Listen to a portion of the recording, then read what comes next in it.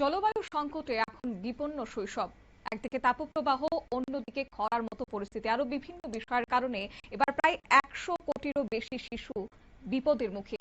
বিশ্বের প্রায় 100 কোটিরও বেশি শিশু এখন জলবায়ু জনিত কারণে বিপদের মুখে পড়েছে বলে ইউনিসেফের সাম্প্রতিক রিপোর্টে উঠে এসেছে।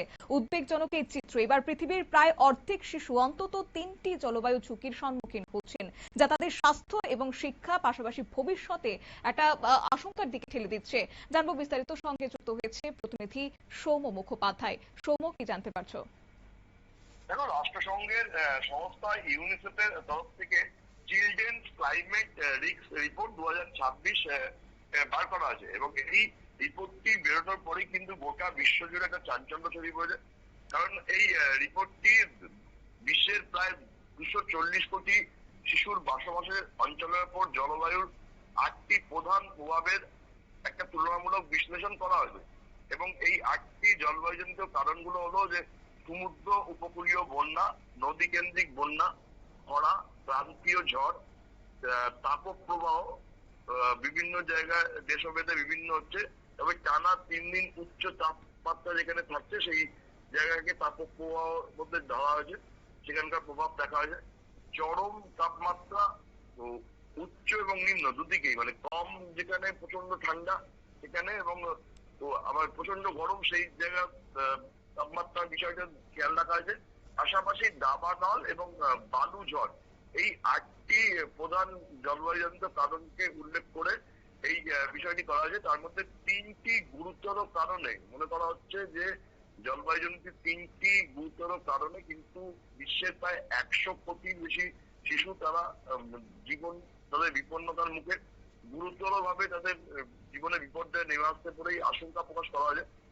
সংস্থার তরফ থেকে দাবি করা হয়েছে যে বিশ্বের কিছু অঞ্চলে জলবায়ু পরিবর্তনের ক্ষতিকারক প্রভাব তুলনামূলকভাবে অনেক বেশি এবং তার ফলেই কিন্তু 100 কোটির বেশি শিশু তাদের জীবন বিপন্ন হওয়ার প্রবল সম্ভাবনা রয়েছে।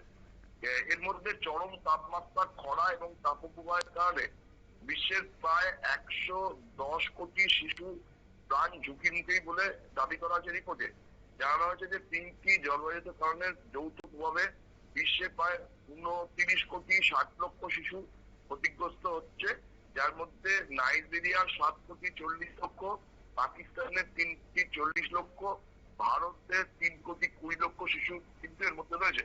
ইউনিসেফের দাবি যে গত 20 বছরে 3টি বা তার বেশি ঝুঁকিতে থাকা শিশুর সংখ্যা অনেক বেড়েছে।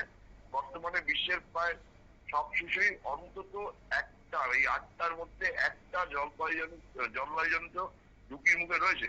এই রিপোর্টটা প্রকাশ পাওয়ার পরেই কিন্তু একটা তীব্র শোরগোল পড়ে গেছে। কারণ ভারতের নামও সেখানে রয়েছে। এর ফলে কিন্তু ভারতের বিরোধী যে সমস্ত রাজনৈতিক দল রয়েছে তারা কিন্তু একযোগে কেন্দ্রের এনডিএ সরকারকে আক্রমণ করছে। তাদের দাবি যে যেভাবে গোটা বিশ্বজুড়ে ভারতকে বিশ্বগুরু স্থাপন করার চেষ্টা চলছে, তখন কিন্তু ভারতবর্ষে এই 3 কোটির বেশি শিশু তাদের জীবন কিন্তু জলবায়ু জনিত কারণে বিপন্ন। সেই জিনিসটাকে পুরোপুরি এড়িয়ে গিয়ে কিন্তু বিশ্বগুরু হিসেবে নিজেদের প্রচার করা হচ্ছে, কিন্তু তার পাশাপাশি এই 3 কোটির বেশি জীবন বিপন্নর ঘটনাটা কিন্তু দেশের পক্ষে যথেষ্ট লজ্জাজনক বলেই কটাক্ষ বিরোধীদের। শতাব্দী। ধন্যবাদ।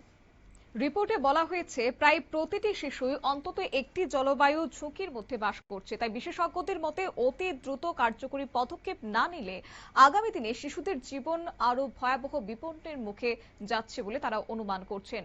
নিয়ে নিচ্ছে ছোট্ট একটি বিজ্ঞাপন বিরতির, সঙ্গে থাকুন।